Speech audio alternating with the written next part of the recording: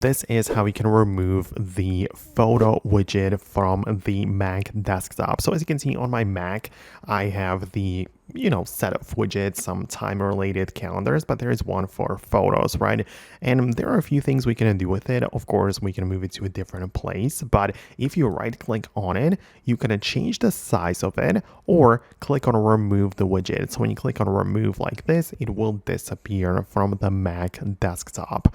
But it is important to know how it actually works so you can get the most out of it. Because if I right click in here and go to the edit widgets, the whole widget selection is going to be pulled up and I can click on the photos which show up right there. But since I have Photos app on the Mac as well as on the iPhone, I can decide where the photos are going to be coming from.